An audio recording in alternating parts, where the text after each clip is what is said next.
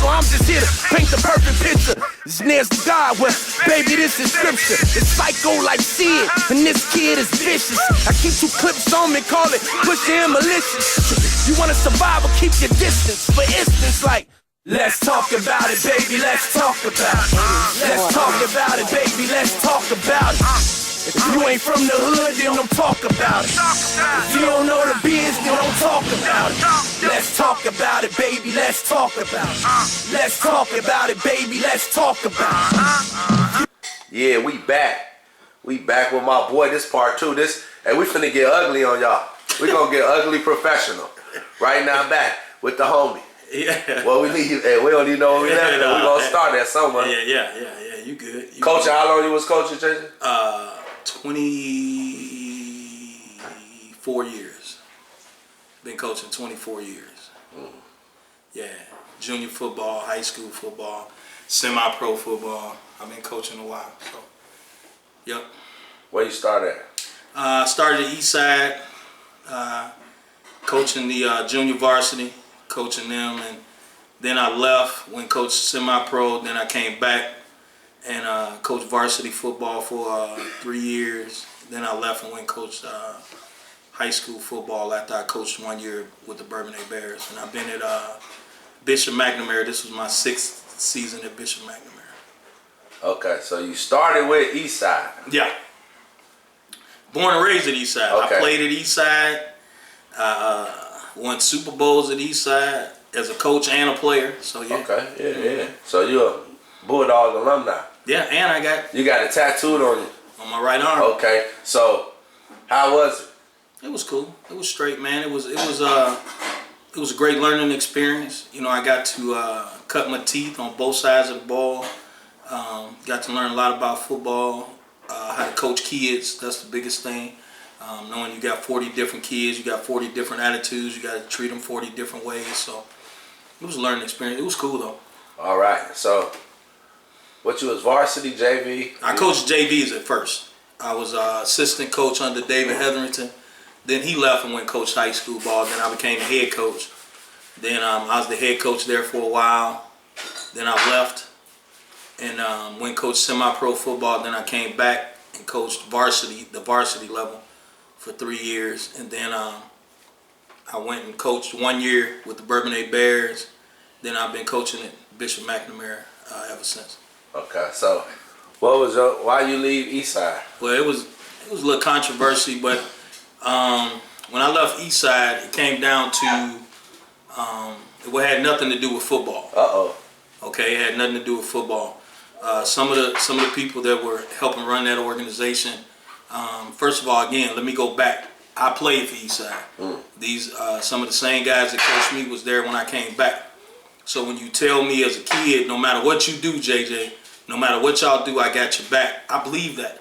I mean, these are guys I looked up to my whole life. So when Jarman Porter was running for mayor, none of these guys stepped up to publicly endorse him. None of these guys really got behind him and said anything. You know, they were quietly for the other candidate. Now the other candidate is? That was Nina Epstein.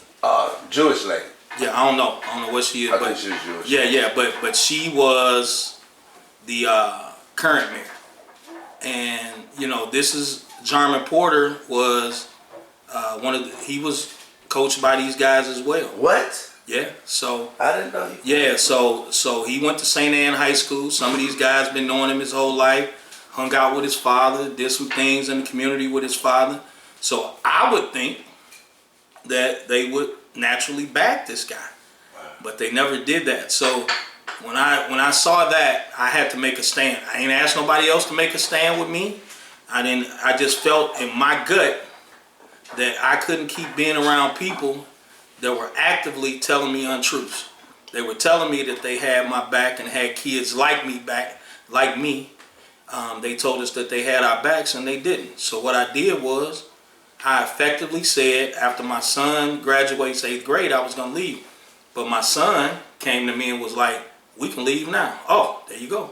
Wow. So I didn't leave unprofessional. I had a letter, a resignation letter, told them while I was leaving, and I left. And here's the key: I ain't got no ill will against any of them guys. Right. My son, everybody, my grandson is playing at Eastside right now. Right. So if I really had any ill will or had something against somebody, my grandson wouldn't be playing for Eastside. So it has nothing to do with any of that. At that time, that's the way I felt. I still love those guys. Now I don't know if that love is reciprocated at times, but I still love them. I'm still cool. I still speak to them. Anything I can do for them, I will. And at this point, I'm done with it. I moved on. They moved on. Right. But at that point, that's just the way I felt. So I don't want people to think it had anything to do with football, but that's the reason I left. That was the real reason. Wow. So do you think they had an impact? Yeah, it did. On the voting situation, as far as like Eastside back in. Yeah, I did. Not Eastside, yeah, but those people, yeah, I do. I think that had a negative impact on the election. When people see that our community leaders aren't backing a person that looks like them, that sends a negative impact, whether they believe it or not. Right. Okay. What I've learned through this process, I don't blame anybody for doing what they feel. Okay. But what I've learned is that the people on the other side of the aisle, the Republicans, whatever you want to call them, the Caucasian Americans back each other. Okay. True. They're just being honest. True. And I think they found that out harshly, the hard way, when some people that they felt like had their back didn't do it. So, that's just the thing that we got to think about. So, when it came down to it, that's what happened. So, I do feel like it did negatively impact that election, and so that's just where I felt at the time. So then you went from there to. I went from Eastside to the Bourbonnais Bears for a year. I know they hated you. Yeah. I went to the Bourbonnais Bears for a year, and we did we did okay over there. Some of the kids went and a couple of the kids went with me from Eastside. I know some people felt some type of way about that. And then when I left there, I went to McNamara. How you like Bourbonnais though? I like Bourbonnais. Bourbonnais was cool. I knew a lot of the kids there because I coached arena football in the winter. Okay. So I had kids from all over the county playing arena football for me already. So I knew a lot of them kids that was there. It was pretty cool, so I coached all those kids and I coached kids. It was crazy because some of the kids that played arena football for me that didn't play for Bourbonnais came to Bourbonnais as well. So a lot of kids like my coaching style. A lot of kids know I care about them. I love them. So that's why, a lot of kids want to play ball for me, which is good. What's your style? What's your formation? My coaching style is, I'm hard, but I'm fair. I'm hard on kids. I'm going to get the best out of you. But at the end of the day, I love them. So I can holler at you 1 minute, but before we leave practice or whatever, I'm going to put my arm around you and let you know why I was getting a little loud with you. It's football. It's a tough sport. You're teaching kids life lessons. So it ain't just about football. I teach them all about life. So, that's the best thing about coaching.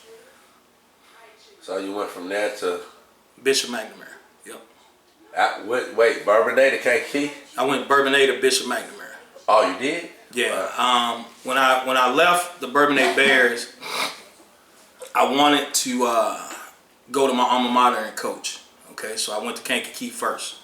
All right. The coach at that time, I called him, set up a meeting with him, an administrator at the school at that time, and the AD of the Kankakee coach.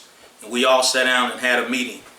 Okay, when we had that meeting, I felt like it was all good, So when we had that meeting, we sat down and had that meeting, and the guy, the head coach at that time told me, "Oh, you talk bad about me, this, that, and other." I said, "Look, man, this is what it's all about. It's about, I want to come back here and coach. Let's leave the stuff in the back." And I thought when we left that meeting, everything was fine. The next day, the administrator at Kankakee High School calls me and said, "JJ, do what you're going to do, man.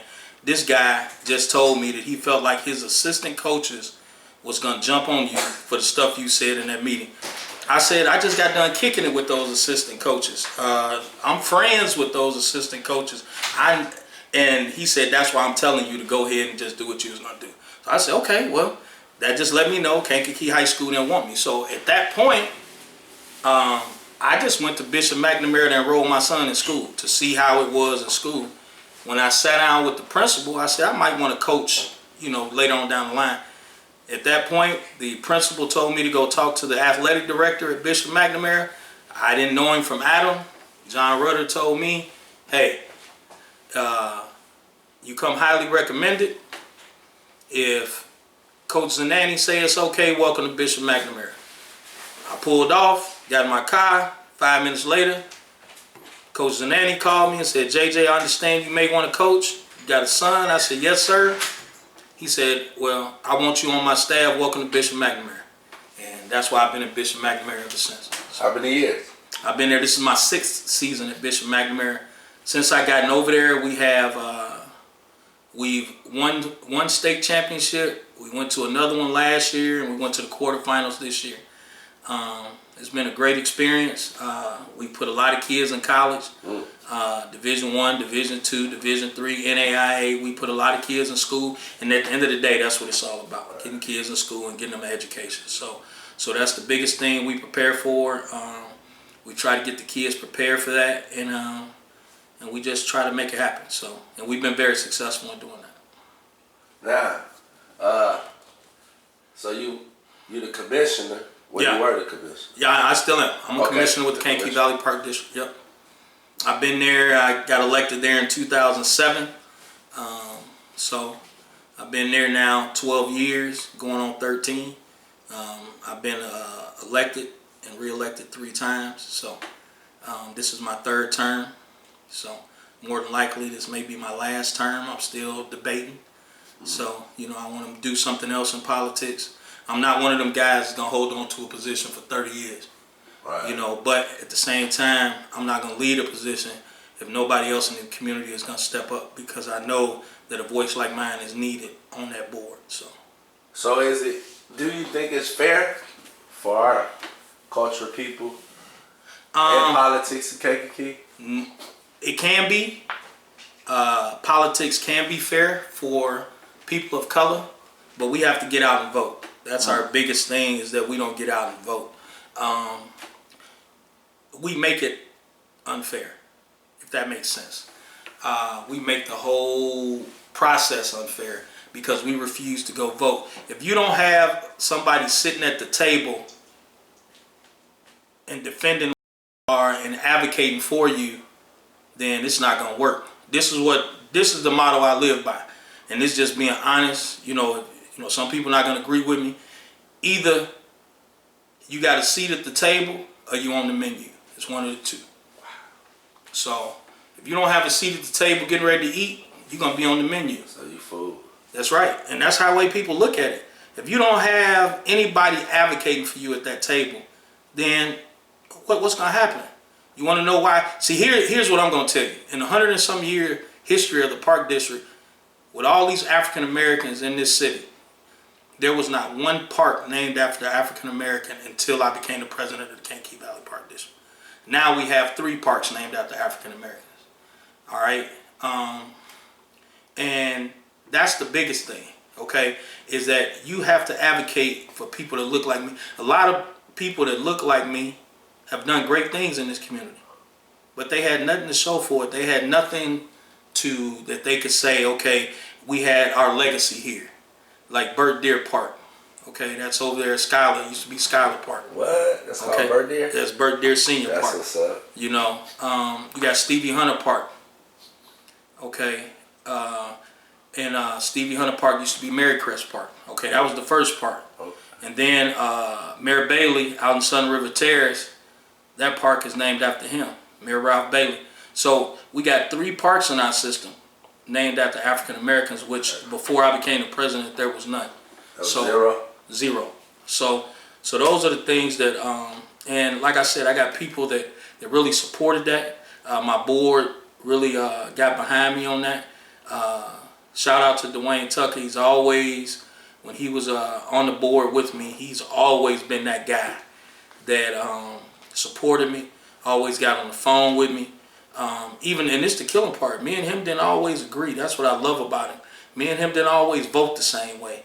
But at the end of the day, me and Tuck could go sit down and eat dinner and everything, and we was all good. Because when we leave the boardroom, that's the way it's supposed to be. Right. We're supposed to be able to leave the boardroom, leave all that there, and still be able to communicate and be good. And me and him have always been able to do that.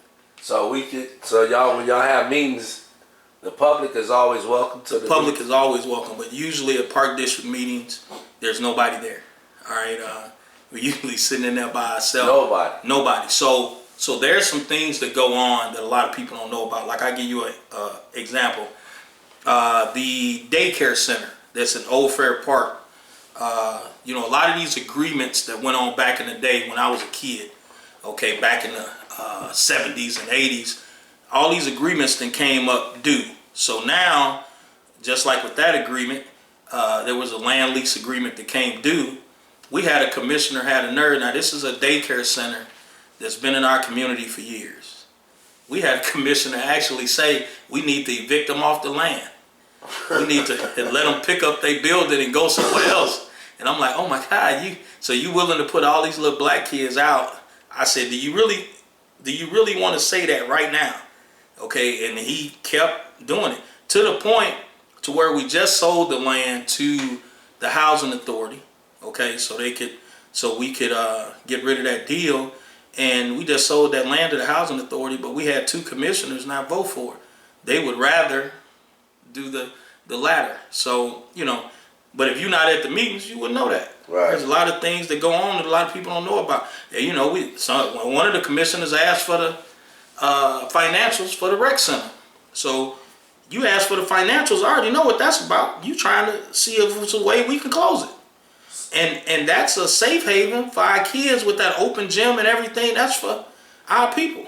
Okay. They're pitching to close it. They want evidence. They want evidence. They want to have evidence so they can say this is the reason we closing it. Okay. But if you don't show up at the meetings, that stuff are going. Because let me explain something to you. I'm 1 vote. I know people thought when I was the president I could move mountains. I'm 1 out of 5. If I don't get 2 more votes, the stuff don't happen. Okay? And that's the misconception about a lot of stuff. I was the president of the board, true. But if all 4 of the other commissioners decide not to go with me, guess what? It don't pass. There's a lot of things don't happen. And there was a lot of times that there was a lot of misconceptions because of that. So how do you get it? What if you want to get involved in politics? Well, you gotta fill out a petition. So many signatures. It depends on what office you're running for. Like case in point, when we had a little situation with an employee that they felt like we should have hired, and the meeting was jam packed. I had people at my head, man. It was crazy. Another misconception, and but the meetings were packed then, okay? But when it came time to run for office, we had 2 write-in candidates and a guy that didn't even have all his signatures on his petition, and they just walked in office. So where are all these people at now that was at that meeting crying and complaining and pitching, like going off? Where are you at now? Like I said in part 1, a lot of people need to get their sideline ass on the front lines and take care of business. Yeah. And a lot of people not doing that. I listen to it and I look at somebody like Mr. Cox, Bubba Cox. I'm about to get like him and start carrying around a sheet in my car because it's a lot of people that they talk a good game, but a lot of them, look, 17% of the people voted in the last election. 17% in the city of Kankakee. Like 17 to 18%. Out of what percentage? 100? 100%. So I got 72% of the people that didn't vote. They can vote. They can vote. Yeah. Okay. So, and in the African American community, it might have been even lower than that. Okay, so these are the things you're dealing with. When you got a ward that don't even and it got what, about 1,900 registered voters, and only 100 people vote. Come on, man, give me a break. Give me a break. So it's stuff like that. You sit back and you like, you know, but you know, it's still not gonna deter me. I'm still gonna fight for what's right. I love kids, no matter what color they are. I'm gonna fight for them, and I want to see them have activities. I want to see them have programming. I want to see that. So that's the biggest thing for me, man. That's the biggest thing for me. But I also need people to advocate with me, you know. And the biggest thing is that we look bad when we go against each other. That looks bad. So what's some of the myths that due to politics? Like one is like felons can't vote. Is that true or not? No, that's not true. Felons can vote. At one time, I forgot what election it was. They even had people going to the county jail to have people vote absentee ballot. Okay, there's a lot of misconceptions about that, especially in the state of Illinois. Felons can vote. So there's a lot of misconceptions out there, okay, about the voting stuff and all that. So we just got to get them to register. The registration is so easy now. If you got a license or an ID, as soon as you go to the driver's license bureau, one of the things they ask you, are you registered to vote? If you say no, they register you to vote right there. So wow. I mean, it's not hard. It's not hard to register to vote. You go right down to the county building here in Kankakee. Probably take you about 4 or 5 minutes to register to vote. And you know, people died for me to have a right to vote. Exactly. So I wouldn't care if they was voting for the garbage man. I'm gonna vote. Right. Just because of that. Just because of that. Yeah, because I feel like it's blasphemous for any African American not to vote, and so that's just the way I feel. So we can win. Oh, we can win. That's definitely. You see, Chastity Wells Armstrong is the mayor, and actually, if you can't see it from that, then it's something wrong. Because when I tell you it was some mad people in the city of Kankakee when she got elected, some mad people. That was mad. Oh, it's some upset people, man. And I'm going to tell you, in my opinion, and opinions like butterholes, everybody got one, but in my opinion, that's the reason Ricky Rocket's not here right now. Because I believe they was, you know, the other mayor in that constituency may have told them something, and now, all of a sudden, they was gung-ho. I seen a Ricky Rockets up in, what would that be? It's up by Harvey. Okay, it's right off of Route 50. Okay. Beautiful gas station. Beautiful. I mean, I felt like that. I looked at that one. I said, if we put that right there, that'll light that whole exit up. That exit would be beautiful now. People would have a reason to get off right there. But hey, you think they threw a monkey wrench in there? Yeah, I do. I really do. I mean, what's any other reason they wouldn't come? I mean, they did a lot of work. They wasted a lot of money. Yeah, I mean, they had people out there constructing. They had people out there digging up stuff. I mean, they were doing it. Then all of a sudden, you just stop. Wow. And that makes, they try to, so like, this is true. Black folks, we do blame. Because I was dumb to politics till you just told me all that. Yeah, I mean, I ain't believe in it. I ain't gonna lie to you. Yeah. But now you saying we can beat them. Yeah, we can. But here's the thing. What numbers don't lie. People lie, numbers don't. And the numbers tell us that there's more African American voters, registered voters in the city of Kankakee than any other race. True story. Numbers. Numbers. Those are numbers. Okay, numbers don't lie. People lie. People lie, numbers don't. Those numbers.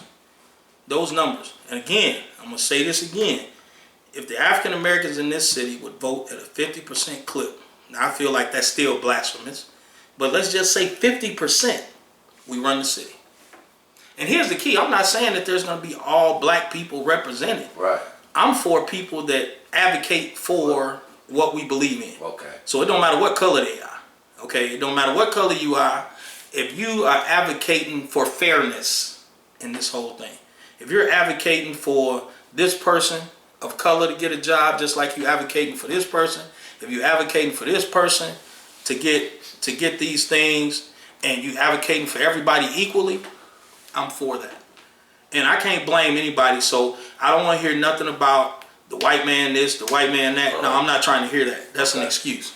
I'm not trying to hear none of that. I don't blame anybody for what happens with us. Because now you got the numbers. Yeah, I got the numbers. And I'm on the inside looking out. I'm not one person. Yeah. Oh yeah. Yeah. I'm on the inside looking out. I'm not on the outside looking in. So I'm telling you that if we get more people involved, it'll happen. But guess what? A lot of people are not involved. And that's why we get what we get. You know, I mean, it's just being honest. If you want something out of it, you got to put some people in there that care. I care, but guess what? I'm on the board by myself. So if I can't get 2 or 3 of these other people to believe in what I'm saying, it's over with. Wow. That goes for a lot of things that's been taken away, huh? Oh yeah. There's a lot of untruths. I can say there's a lot of misconceptions. There's a lot of things that are happening that a lot of people don't understand, and it's because they're not getting involved, and I get that. Wow. That's crazy. So yeah. We gotta vote. Gotta vote. Can we kick it at this voting poll? You can kick it. You can do whatever. Hey, look. Here's the thing. We gotta get them how we gotta get them. Hey, look. You can go outside. You can hang outside if you want to. Nobody gonna kick you out. Look, it took me, and I went on live the last time I voted for the presidential election when Trump got elected. I went live, and they was messing with the voting machines. Something was wrong with the voting machines. I didn't move until my paper went in. Okay, they had to open it up and do some more stuff to it and fix the machine, but I wasn't leaving. And I went live. It took me 3 minutes to vote. So you telling me you ain't got 3 minutes, but you'll go stand again. I'm going to say this again. You go stand in line for a chicken sandwich, but you can't stand in line for Kanea's son or my grandson or somebody else to have the opportunity to have programming or be treated fairly. There's a lot of things that go on that if you don't vote, there's a lot of things that happen, that if you don't vote and put the right people in office, you're not gonna have people advocating for you. So yeah, because we running out of basketball tournaments and everything. But I mean, if you don't have somebody advocating for that, right? It's not gonna happen. Right. It's not gonna happen. Neither black or white, because I'm pretty sure you was the first in there, right? What? First African American? No, I was not. No, here's the killing part. There's been people before me that were commissioners in the park district. They were presidents of the board and stuff like that. But the thing that was different with me is that I didn't want to be known for doing nothing. Now, we did have our controversy. I'm not perfect. Okay, we did have a time at the park district where we went through a little legal problems and some financial issues and all that. But we got a person in place now that's took us to a nice place. The park district is now back salvageable, and we've been doing some great things. So that's something that we went through some hard times, and that's why I gave kudos to my board a lot. I don't think maybe they thought I was blowing smoke up their ass or something. I don't know, but I was being honest. We're not getting paid to be commissioners. So at any given time, when I ain't know that yeah, we didn't get paid. We don't get paid. So when you got people sticking with it and going through 2 and 3 hour meetings and I'm missing time with my family and I'm missing family vacations and I'm missing all this and I'm in meetings for 3-4 hours to deal with an issue and I'm not getting any compensation, that means I love the community. And that meant they love the community, because they could have easily resigned and went on about their business. All of them could have, but they didn't do that. And I appreciate all of them for that. All those commissioners that stuck by it and stuck with it. So how was that issue up there? The streets talk about the issue with Brother Sam. Oh, well, this is what happened with Sam Jordan. Okay, me personally, Sam was one of the kids that played football for us at Eastside when I was there. I've always felt like I had his back. When myself and another commissioner went to a state convention, Sam was working in the Decatur Park District, I believe it was. So we believed in helping, so we wanted to get him back home. He came back home. Our executive director at the time hired him to do athletics. Sam did a great job. Did a great job in athletics, okay? When it came down to it, when we started having those issues with our executive director, I sat down with Sam and I told Sam, I said, you're the activities guy. I said, I would love to see you. Our superintendent of recreation had just resigned. I said, Sam, I would love to see you as the superintendent of recreation. At that point, he told me, I don't want to be the superintendent of recreation. I want to be the executive director. So who am I to talk Sam out of that? I believe in helping my people or encouraging them to do something higher. Okay, so I said, hey, and he gave me the whole synopsis. I was like, well, I think you need to apply for it. Synopsis? Yeah, so we had a whole bunch of people apply. Sam made it to the interview process. Sam came and interviewed. Okay, but I saw in our meetings we were having, which is some of these other meetings that was happening on the weekend, we was interviewing on the weekend, I saw that he wasn't going to have the numbers to get the job. I saw that. Okay, I'm not dumb, I'm not stupid, I'm not slow. It was the numbers. It was only 2 African Americans on the board. Okay, and the conversations I'm hearing in these meetings, I'm not dumb. I know they're not going to vote. I know he wasn't going to get 3 votes to be the executive director. So what I did was, I went to some commission. I said, look, man, we need to promote him, give him a raise, boom. And we did that. It was 4-1 for him to get a raise and him to become the superintendent of recreation. And he helped run the park district for a while, and we're very appreciative of that. Right. So he did his thing. Yeah, he did his thing. I'm not going to knock that. But what happened was, when he went through the interview process, and I knew, and everybody that was sitting at that table knew, I advocated for Sam. So can't nobody ever say I didn't. I did. But I'm only one person, okay? And we only had 2 voices in that room that were for him, okay? So when that happens, we knew it. So guess what? We tried to make sure he was taken care of because we wanted to show our appreciation. And we were going to talk to the new executive director when he or she came in to see about getting him some more money. But when he didn't get the executive director position, Sam came to us and issued his letter of resignation, okay? A lot of people jumped on me saying I did this, that, and other. That is not what happened. It was 3-2. The new executive director was going to get it anyway. So guess what J.J. Hollis did?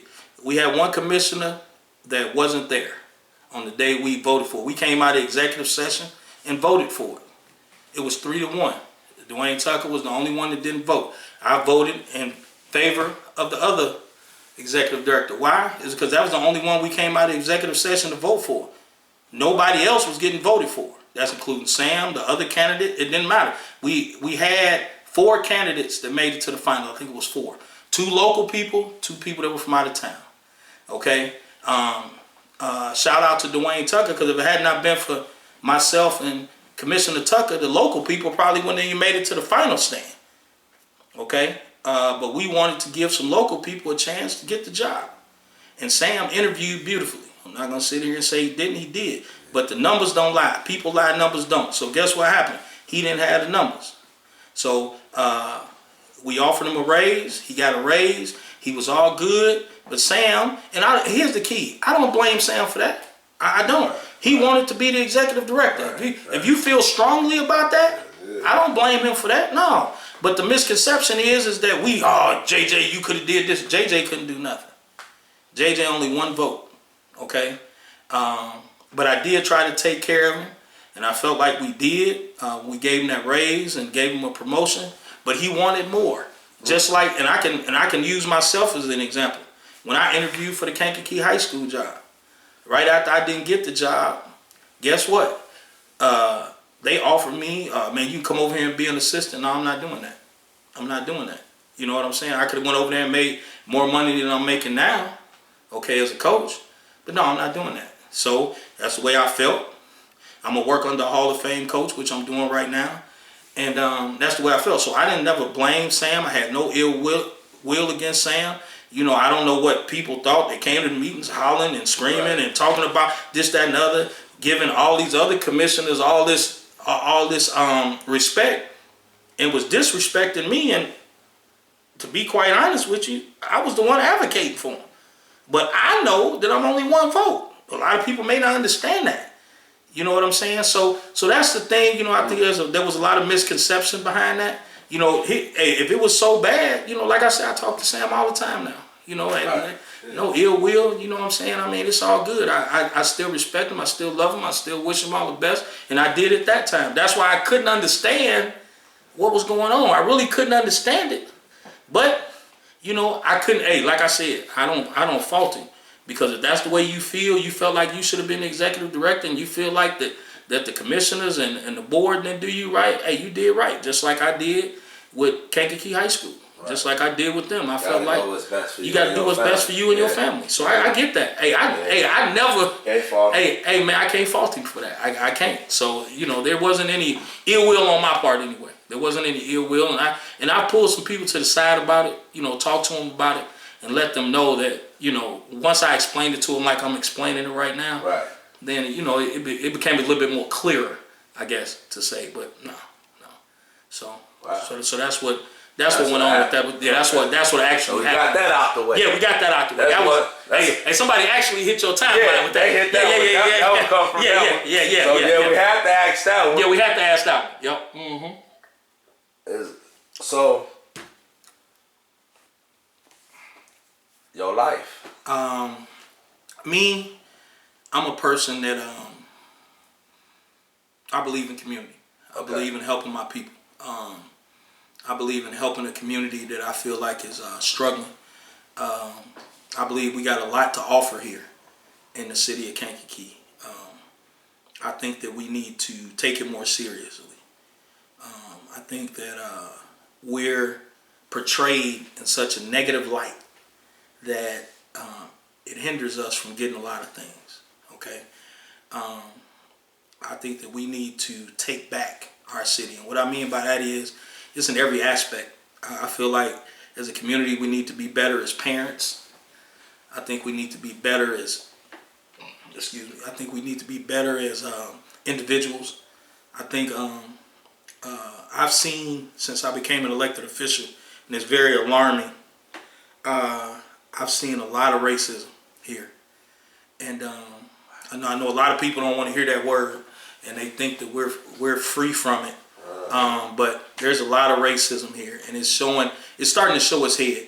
It's starting to, whether it's racism, racial bias, or whatever, you can call it racism. A lot of people don't like that word, racial bias. I can see. I'm gonna give you a perfect example. Something that made me sick to my stomach when I saw how it all started with when Dumas was brought before the council to be the chief of police. Highly decorated officer, highly qualified officer, guy that used to be a Kankakee policeman, brought back to lead the police department. So much negativity around it. There was so much negativity around it, and what they focused on wasn't that there was some. The focus wasn't put on that there was a lot of Caucasian council people not voting for it. The focus was on the 2 African American council members that were not voting with the mayor on it. That was the focus. And it was almost like the focus they were trying to pit us against each other, and I didn't like that. Okay, I didn't like it at all. Okay, and so when they brought that focus about, there was a lot of things that I felt like, but when they got this no confidence vote thing, that's the thing that made me sick to my stomach, because in the political world, what I always like to say, perception is 100% reality in our business. And when you're dealing politically, perception is something else, man. Like I just had to clear up something about perception a minute ago. There's a lot of perception. So when I see all white officers talking against all the black officers, what does that tell other communities? Okay, what does that tell other communities? That we can't support Brother Sneed, Brother Hunt, and Brother Austin to be, and these guys have all been on the force over 20 years. They paid their dues. They did a lot for this community. And you telling me that they can't hold positions of authority? And you give a no confidence vote to the chief of police, which kudos to him. Kudos to Chief Cosman. Kudos to him, because he had enough heart to do it, to promote these guys. And I love that he did that. And I love that he did that. So how many white police do you think there are to black police? In Kankakee? Probably about 5, 6 to 1. Probably more than that. You think that's a coincidence?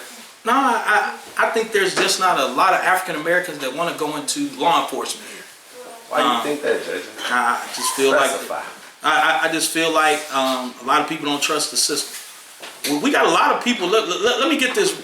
Let me clear this up. There's a lot of young people. There's a lot of older people that used to be from this community that are flourishing as law enforcement in other cities. Okay, and they're doing great in other cities. They just not doing it here. Okay, you know, you got Tabor Randall, who's one of the high-ranking officers in the Georgia Bureau of Investigations. I graduated high school with her. You know, you got Omar Sanders, who's a decorated officer in Georgia. You got some of these people that are doing a lot in law enforcement. They're just not doing it here, and I think they felt that they had to go somewhere else because they felt like they weren't going to get a fair deal here in Illinois, and especially in the city of Kankakee. What? Wow. You know, but again, these people, as well as others of color, are not going to get the chances they deserve until we get people in there advocating for it. Okay. So it has to be a fair. It has to be fair, and a lot of things aren't fair. Okay, and until you get people advocating for you, it's not going to be fair. How do you feel about the mayor? Oh, I feel like Chastity Wells Armstrong is doing a great job. She doesn't have a lot of support from the city council that she should, but you know, that's to be expected. The council? Yeah, that's to be expected because there are a lot of people on that council that didn't want her to be mayor. Okay, they were for the other person. So guess what? You got somebody sitting on the city council right now getting ready to run for mayor, which is that's their choice. They're within their rights to run for mayor, but we try and get something done for the city of Kankakee. Right. Shouldn't matter who the mayor is, shouldn't matter who the city councilman is. If we trying to improve this city, Kankakee. I don't care who comes up with the idea. I wouldn't give a damn if it was a 13-year-old kid, or I wouldn't give a damn if it was a Republican on the other side of the aisle. If it's a good idea, it's a good idea, and we need to roll with it because it ain't about Republican, Democrat, black, white, blue, or green. It's about the community. Yeah. And if you don't go in it for that, then you're doing you. I don't know why you in it. That's true. I don't even know why they in it. Because I ain't never heard nobody out of town say, hey, Kankakee messed up, but the south side. No, they said the whole Kankakee. Whole Kankakee. They don't exclude no white people, no black people. And see, that's why I can't understand. Kankakee messed up. Well, they say so that. yeah, they don't say, oh, the north side of Kankakee is horrible, but Graceville is great. The people from out of town don't know that. Business people don't know that. They don't even get that far. They don't even get that far up the highway. That's what I'm saying. So a lot of people don't know. They just seeing what it is. So we have to improve the perception, the image of Kankakee, and I think Chastity Wells Armstrong is doing a great job at trying to do that. But she has to have support. And what I mean about the support is we have to get out and show her that we're going to support her. Okay, like I said, like I said in part one, I was approached by some people trying to get me to run against her. I won't do it. Okay, because that's just going against what I believe in. I'm going to support her. How I look like supporting her and then running against her, that's bad math to me. Because if I run against her, we're going to split the vote and somebody else going to walk in. I'm not dumb, stupid, I'm not slow. Okay, so I understand that. Okay, so if I know that, and I mean, they came to me guns blazing, like I was going to do it. So, but there are people that are getting ready to run against her that look like me, that I don't know why they doing it. Because she's doing a great job. We're not going to always agree. Guess what? Me and Chastity ain't going to agree on everything. We're not. Okay, we're not. Okay, but guess what? Me and Chastity still can sit down, go eat dinner, and me and Chastity going to be fine. Okay, we will never have ill will towards each other. I've called Chastity on numerous times and asked her about some things, and me and her have sat down and had candid conversations, and we've been fine. Now, have we always agreed? No, we have not. Okay, am I gonna hold ill will against her? No. Would you want somebody to hold ill will against your sister or your mom? You know what I'm saying? We in this to do something for Kankakee. Right. We're not gonna always agree, but if everybody's heart is in the right place, then we're fine. I think we need to take politics out of a lot of things when we're dealing with people's lives. Right. And we're not doing that. If this Republican doesn't vote for it, then I'm not voting for it. If this Democrat doesn't vote for it, I don't.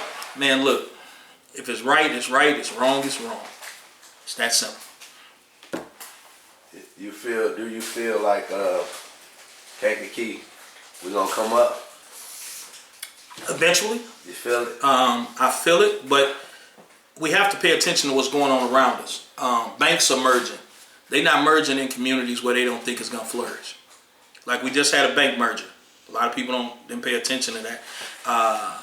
Midland and Homestar Bank merged. Everything is Midland now. If you go around to the Homestars, they're all Midlands now. Okay. Nobody's going to merge a bank in a community if they don't feel like it's about to flourish. Okay, right. Come on. I mean, they're building banks from the ground up. Nobody's going to build a bank from the ground up in a city that they don't feel like is going to flourish. Wow.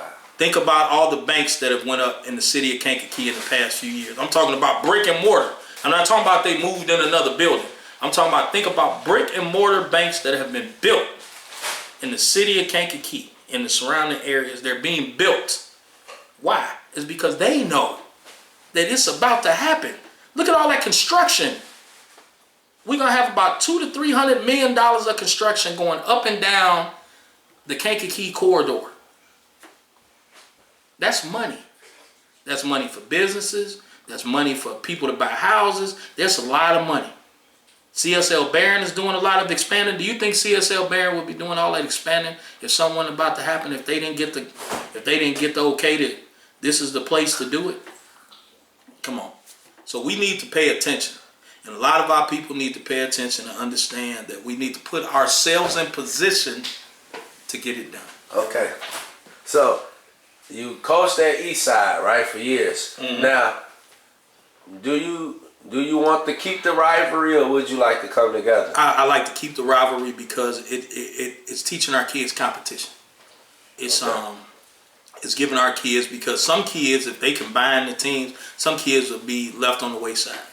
Wow. Every kid wouldn't get to play like he wanted to and things like that.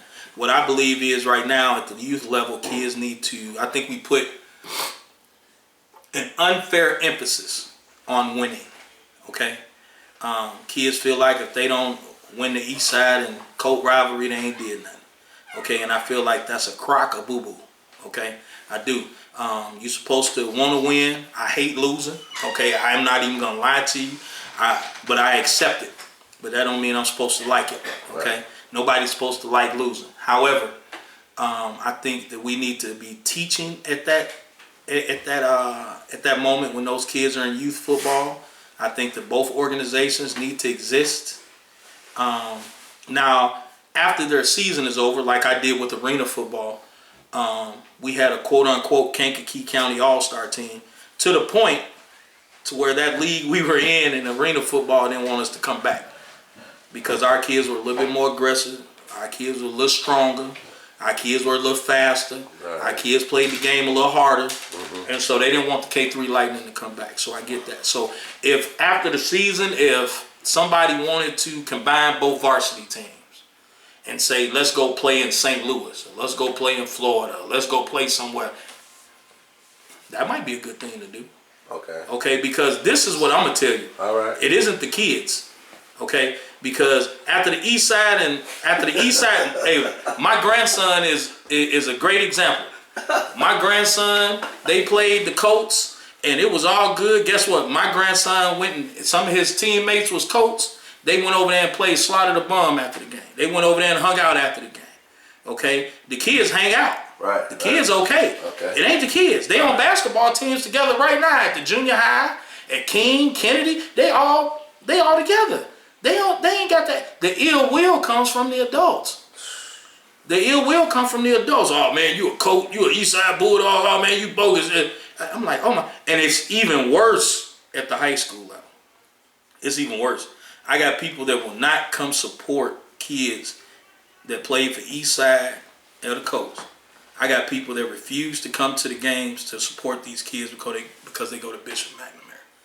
And that's a shame. Wow, that is wild. That's wild, but it's the truth. They come from your program. They come from your program. So you should be celebrating in college. No. They flourish from you. They flourish from you. That's a testament to what you did. Exactly. No. Because you taught them the 2 and 4. No, that's right. You taught them the 2 and the 4. Exactly. They didn't learn that at Mac. They didn't learn that at Kankakee. They learned that from when they was kids. That's right. And you don't support them.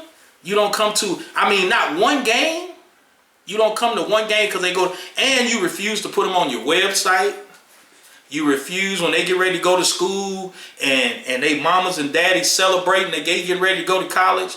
You put all the pictures up of them except for them in their McNamara uniforms. Wait a minute, man. Got it. For real? Hey, I can't make this up. They wasn't there when no representative was there when you won your state. Hey man, none. Probably Patty T. But can I tell you something? We won the Patty state. T, the only Hey, one. we won the state. When we won state, we had a big assembly. Big assembly. Okay. Both times we went to state. When we won it, we got second. Okay. We got police escorting into the city. When we won it, we got and we placed second. Same type of thing. There was only one representative from both programs that came both times. One representative, only one. Okay, from the hierarchy of those programs, and that was Dwayne Tucker. Wow. And he took pictures with the kids. And this is the crazy part about it. They was Eastside kids. Thank you. Oh man, cut it out. Oh man. So, wow. So like the pricing. So we was growing up. It was, I think for me it was 55. 55. So a lot of people saying like, that's why a lot of kids going off to Joliet and all that and up the way. Mm-hmm. They feel like they get more for their buck. Oh, you talking about as far as youth what football? You saying like global? Like, yeah, youth football. I'm gonna tell you the thing that I have. Whatever you feel like is gonna do good for your kids, do that. I'm not, as a parent, whatever you feel like you're gonna do with your kid, do it. However, in retrospect, when your child is in youth football, they're not gonna get a lot of exposure going to a lot of this stuff. Okay, your child, it's just like you got to put them on film. You got to do a lot of stuff. Hey, YouTube is YouTube. Whether you play for Eastside, whether you play for Providence, whether you play for, whether you go up north and you play for University Park, wherever you decide to play at, you have to promote your kid. Okay. And if people want to take their kids, I've never knocked anybody for doing, because I had to do what. Let me tell you something, man. I'm a Kankakee alum. Born and raised. Kiko can, who can, we can, Kankakee can, all that. Okay? Right. All right. My diploma say Kankakee High School. Okay? So, for me to feel like I had to take my child somewhere else, to me, was not a good feel for me. Okay. But I had to do what was best for my child. Right. Not what I felt, oh, this my guy. Oh, man, my guy coaching over here, this, that, and other. No, I had to do what was best for my child. And if you ask my child right now, my youngest, and I've had 3 kids graduate from Bishop McNamara, and all 3 of them have said the same thing. It's the McNamara difference. And all 3 of them have thanked me for sending them there. Okay? Right. My youngest son, he got a state championship ring. He loved it. He loved his experience at Bishop McNamara. And, he was all good. So, I felt like I made the right choice for him. Coach Zanani has taught me a lot. I felt like everything happens for a reason. If God ever blessed me to have my own program, I know how to run my own program because Coach Zanani has taught me how to do that, and he taught me how to do that with class and dignity and respect. Okay. So I love him for that, and I always love Rich Zanani because he gave me a shot when my own alma mater wouldn't even give me a shot. So. Wow. So for real talk, who better, Eastside the Coach? I'm an Eastside Bulldog, man, so that's not an unfair question. We gonna do numbers though? I'm not an unfair. That's an unfair question. That's an unfair question. Hey, look, that's an unfair question. Hey, look, I'm a Bulldog, so you just can't. You're the old coldest. Hey, I get it. The lights went off. Hey, look, what happened to the interview? Yeah. But see how we laugh at it. Yeah, it ain't that deep, man. It ain't that deep. It really ain't. It is. And it do be the parents, though. It do be the parents. Saying some hateful shit. Oh man, hateful. Like, I mean, kids, hey man, these kids. I'm talking about. I done seen some stuff. I'm like, man, I can't believe he did that. It's a kid, man. Yeah. This is a kid. Kids, hey, bro. These are kids, and you sending them wrong. You sending mixed messages to these kids when you act like that. Right. And we wonder why we got fights at some of these area schools, and we wondering why half the time, man, we promoting some of this junk. Okay, we promoting separate stuff. Yeah. So here's the key: we can all play against each other. Like when I was in high school, we played against McNamara. We hung out with McNamara kids. Okay, we went to Kankakee with them. We went to Kankakee Junior High and everything with them. They went to Mac. We went to Kankakee, but we still went to their parties. We still hung out with them. We hung out with the guys that went to Bradley. Now we played against each other. Now it went down. We was talking crazy to each other and we competed. But at the end of the day, we survived that war zone because people was hitting hard back then. Oh man, yeah. They hit pretty hard. They pretty hard, but we was it was real talk. And them helmets not made like they was now. So we was when I laugh with some of the coaches when I found out what a concussion was. All coaches now in the state of Illinois, if you coach high school ball, we have to get certified in concussion protocol. So when I found out what the symptoms of a concussion was, the first thing I said was, man, I had one of them every game. Wow. I'm just being honest. And the way we used to do it, I tell my boy when I see them stars, hey man, get this plate, man. I ain't coming off the field. Because there was so much competition back then. So those concussions? Yeah. When you start seeing stars and all that, that's a symptom of a concussion. So when I seen that, when I saw all of these symptoms and, I was like, oh man, I had one of them. So what we used to do was we shake out what we call shaking off the cobwebs. And, you shake it off, he'd be like, hey man, you might need to get this play because I ain't going out because if I go out, I may not be able to get back in because we had that much competition back then. Right. So yeah. I think my mama slapped me into a couple one of them. Yeah. You might have got it. I probably deserved it. Yeah, you probably did. But so we're going to see Mac play Kankakee? It'll eventually happen. Right now, we got a contract from Bradley first. The years passed. We've sent contracts over. They were not honored. They didn't at that time. Nah, they went and got Yorkville. They went and got Yorkville and some other. Where Yorkville at? Hey, I don't even know. It's up north somewhere. But yeah, they all know. You crazy. They went and got you crazy. They went and got and hey, they felt like they didn't want to play us. One of the biggest reasons I hear, whether good, bad, and indifferent, what I hear is we feel like if we lose that game, we're gonna lose kids to McNamara. That's not true. I mean, because here's what I'm gonna tell you. In all the years when Kankakee played McNamara football, they played for 2 years and canceled the contract. And that's why, McNamara doesn't come to the Kankakee Holiday Tournament. Because, you want players in football. Okay, whoever set that up, that's the way it is. Okay, wow. Because the way it felt was, and the crazy part about that whole thing is that when we went to the state championship game the first time, we might have had 28 kids on the varsity level. Wow. When we went last year in 2018, we had 21 kids on the varsity level. That's it. And this year, when we went to the quarterfinals, we had 25 kids, 24 kids on the varsity level. So we not getting, even though we been dominant in football all these years, we not getting all them numbers like we used to at Bishop McNamara. You know what I'm saying? We just coaching up the kids we get and we coaching them up. So it isn't like we getting this astronomical amount of numbers like we got 70 and 80 kids and all this and we getting all the kids. No, that's a misconception too. So. Wow. So I hope we play y'all. Mm-hmm. So at least. Here's the key, man. I want it to happen.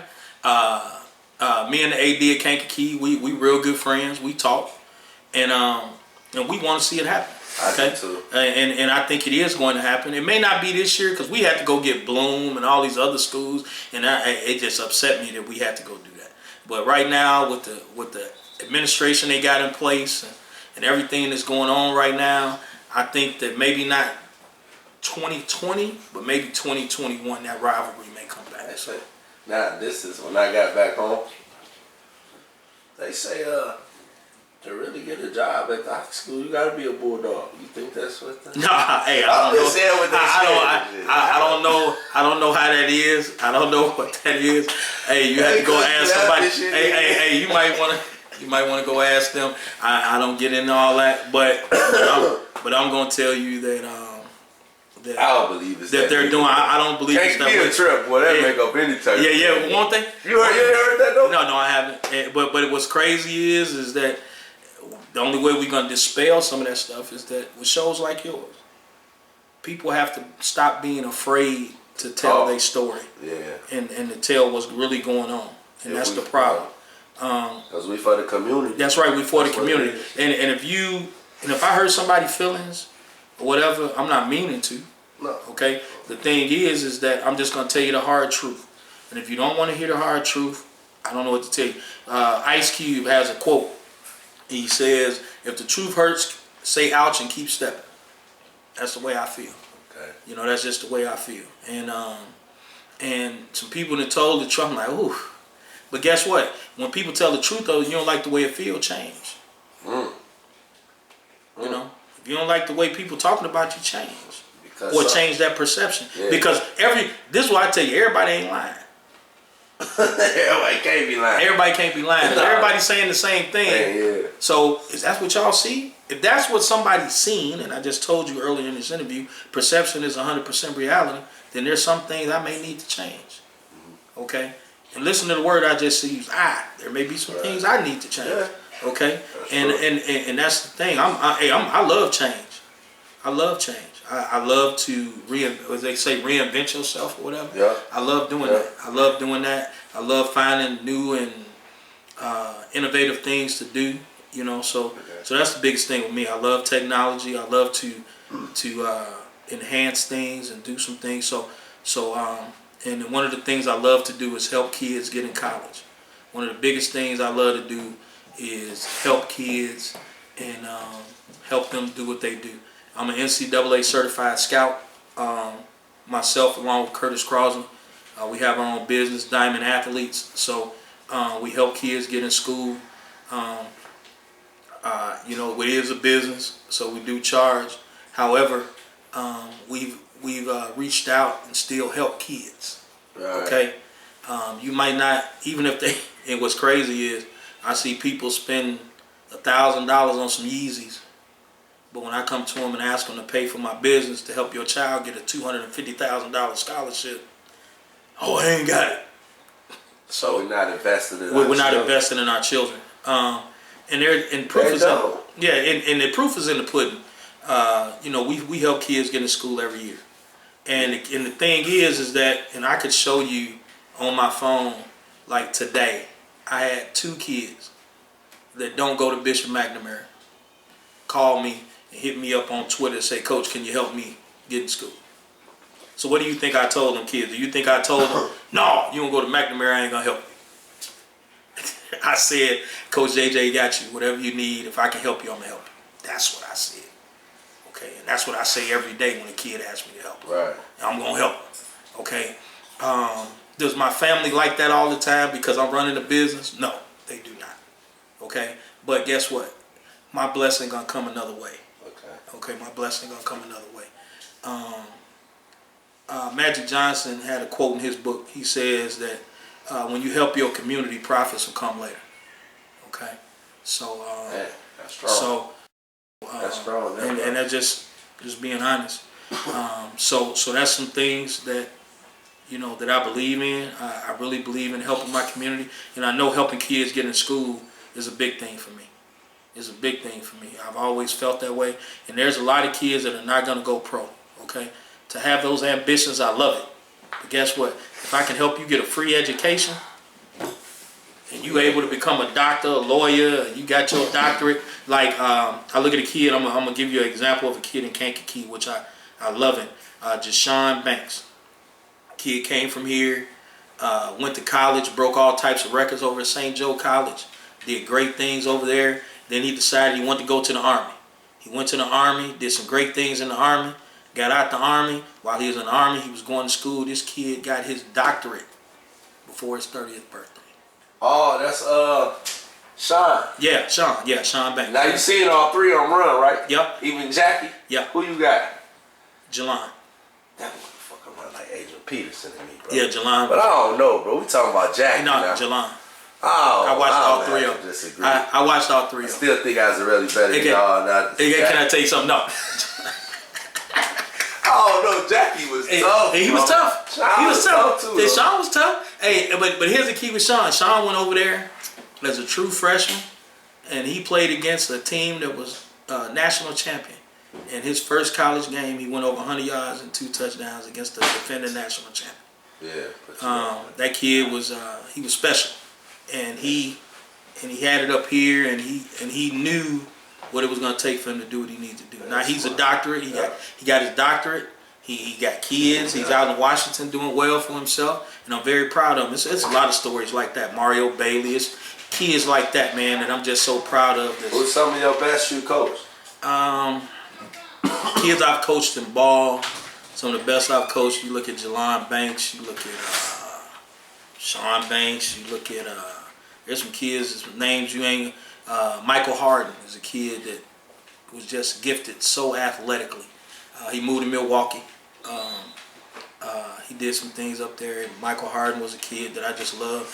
Believe it or not, one of the best kids I ever coached in football, but he didn't play football, and he's playing professional basketball right now overseas, is Billy Baptist. Billy Baptist probably one of the better football players I've ever coached. For real? Yeah, Billy Baptist was nice in football. I felt like he could have went pro in football, to be honest with you. Billy Baptist was nice. Yeah, Billy was nice in football. But I've coached some good ones. Calvin Phillips, all those kids that were on those teams. The Freak. Yeah, they called him the Freak. Hey, but you know what's crazy is I used to make him earn that name. I used to call him Calvin. I used to call him Calvin until he did something to make me call him Freak. You know, because hey, he's one of the better. He's probably in my top 5 kids I've coached. Okay. Jonathan Ward is, oh my God, man. I'm telling you right now, Jonathan Ward, to this day, he still got a chip on his shoulder for me. Because, and he tell me that all the time, man. I think that's one of the reasons he don't return my calls too sometimes. He's still holding a grudge, which is a good thing, man. I love it. He said I was the last coach that didn't start him at tailback. Okay, when he played varsity for me at Eastside, I had a couple of kids that were a little bigger than him, a little stronger than him at the time. And he still was a big part of that team. We went to the Super Bowl. He was still a big part of that team. And but when he got to high school, man, I mean, actually Jonathan grew his 8th grade year, and he played arena football for the team I was coaching. And he played to level up from where I was coaching. They won the whole thing. And Jonathan Ward, Jericho Johnson, Chris Altman-Bell, all those kids I coached, man, those kids. They tough, bro. Hey, man, there's a kid, Dylan Deathridge, up at Western Michigan right now. I mean, I'm telling you, man, these kids, they balling. They balling out of control. And these kids, you know, you look at Tyshawn King. You look at some of these kids, man, they doing their thing, man, you know. And you know, oh man. And you know, I look at some of those kids, man, I'm like, man, you know, and I look at those kids and I'm like, man, they balling. You know, we got a lot of kids in college right now. You got Demond Brooks in school. You got Tyshawn King, you got Tywan Hollis, you got Chris Altman-Bell, you got Jericho Johnson, you got Dylan Deathridge, you got all these kids that are in school right now. Yeah, they're from Kankakee. Now check this out. This how I feel. All those kids you just named, don't nobody share. Don't nobody what? Don't nobody share. Share them on what? Niggas be in the sports section talking about LeBron. Man, Yeah. that nigga made already. Yeah. They rather debate about Mike and this dude than talk about some KK. Yeah, and that's one button, just a share button. Yeah, just a share button. And I'm gonna tell you, on my Twitter, anytime these kids do something, anytime I see these kids, like right now, Chris Altman-Bell got a game in Evanston this weekend. Okay, he's playing in Evanston this weekend. It's on Saturday. He's playing on Saturday up in Evanston. Who's in Evanston? He plays for Minnesota. Okay. And they're playing Northwestern. So I kind of figured. Yeah, and Dylan Deathridge is another kid we have. He's playing at Northern Illinois this weekend. He plays for Western Michigan. So you know, we should be watching these games. We watch them. We watch the games. We pub them up. But again, at the end of the day, you know, every time these kids do something, I know they get tired of Coach JJ. I know y'all do. Y'all may watch this interview and laugh, but I retweet everything they put out there about him. Jonathan Ward was just the MAC Offensive Player of the Week. I thought he might make it the year. Hey, 4 touchdowns, over 100 yards rushing. Yeah, you know. And I mean, hey, he's doing great things. That kid, hey, he's getting a lot of draft looks right now. Kankakee Junior High School girls. First time in 14 and 0. 14 and 0. Seventh grade, 12 and 2. 12 and 2. You They don't hear about packed that. at them games. No. Like when my daughter was on the varsity team, she like, Dad, it's starting to get packed now. I'm like, at the regional game? Yeah. This is what I told her. They dick ride. Yeah. How do you dick ride your own city? Yeah. That don't even supposed to sound right. But the thing is with They our do, kids, man. with our kids, we need to Be out there anyway. yeah, we need to support them. Anyway. Yeah, and that's the biggest thing where you need to, just like I just told Kaya's daughter, I just told her. I said, I'm watching y'all. I'm paying attention. I'm watching. She coming over there. Yeah. I'm watching. Yeah, She coming to me. Yeah, I know. I'm watching them. Boy, you finna get me shot at. Look, but I'm telling you like this. I'm telling you gonna like work this, our man. deal out on the low. But I'm telling you like this, man. We can make some things happen. I love these kids in this community, man. I love to watch them flourish. And we don't. And you're absolutely right. We don't pub that enough. We're always pubbing when a kid do some shooting. Yup. We always pubbing that in the paper. We always, that's on the front page. So and so shot at somebody, this, that, and other. But we not pubbing that Jonathan Ward was. Jonathan Ward was the MAC Offensive Player of the Week. I ain't seen that in the paper yet. I haven't seen, and this is second time this year. This is second time this year getting Offensive Player. Like when Taiwan won. Hey, they had Rex Grossman on the journal. He from Kankakee. Thank you. And Taiwan Hagler is. He won a Super Bowl. He won the Super Bowl. He ain't even on the thing. Yeah, and he got a sign in front of the city, everything. But he's a guy. He's another one, man. He's another one that isn't talked about a lot. I mean, hey, man, he's a guy that, I mean, man, he do his thing. He does a camp here every year, gives away scholarship money, does great things here in this community. You don't hear about a lot of that. You really don't. You don't hear about a lot of that, but he's doing great things here in this community. But to me, a lot of that stuff is by design. That's why you need to promote your own media, like this show and other shows that's needed, because you need to show these stories. Yeah. You need to show that there are people out here doing great things in our community. Everybody ain't out here shooting. Everybody ain't out here gang banging. Everybody ain't out here with their hats turned to the left or the right. There's some intelligent, smart, thriving people here in Kankakee that can bring Kankakee back up. You don't see Bourbonnais, Bradley, Mantino, and all them. So, hey, when the last time you heard about somebody getting shot in Bourbonnais or Bradley? That don't mean it don't happen. Right. They just not gonna pub it. I just said that to a girl. Yeah. Yeah, I mean, it don't mean it. That don't mean crime isn't happening. You couldn't find no other story than this story about some black man shot some black man. Yeah, that's it. Man, quit paying attention. That's right. That's right. You have to quit paying it attention. And then when you stop, and guess how you stop paying it attention?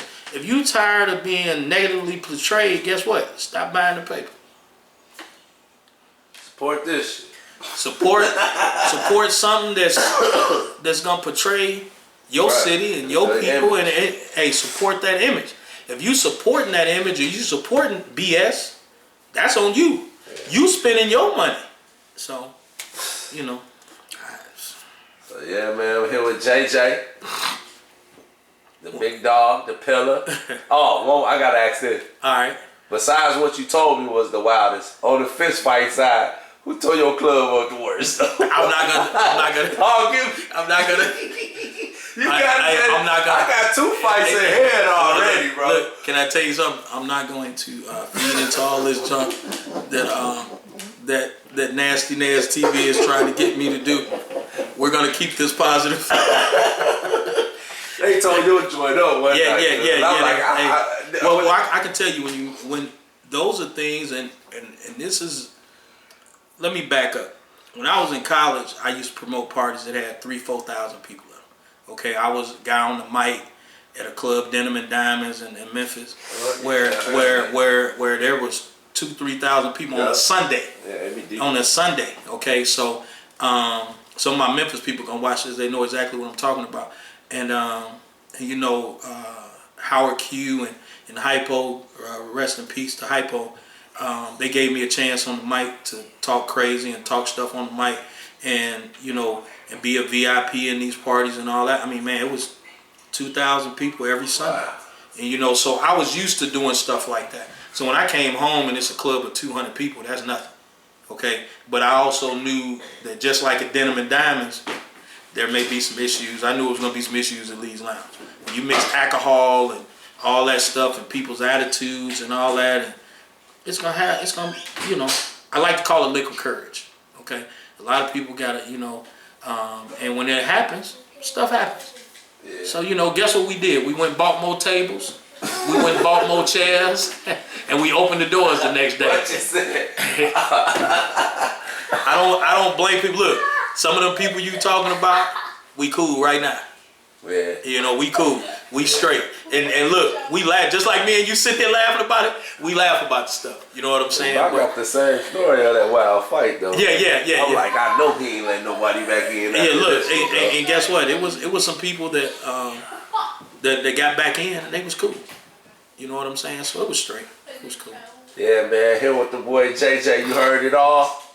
Hey, Check him out. Hey, man, y'all make sure to hit subscribe on Nasty Nas TV, man. He doing great things. I can't wait to see some upcoming and be looking out for my show on the Diamond Report. I'm gonna have Nasty Nas on my show, so we can sit down and talk about some sports and talk about some stuff. So y'all hit the subscribe button. Make sure y'all, because hey, this brother about to blow up with this stuff, man. So I appreciate y'all listening, man, for sure. All right. Yeah.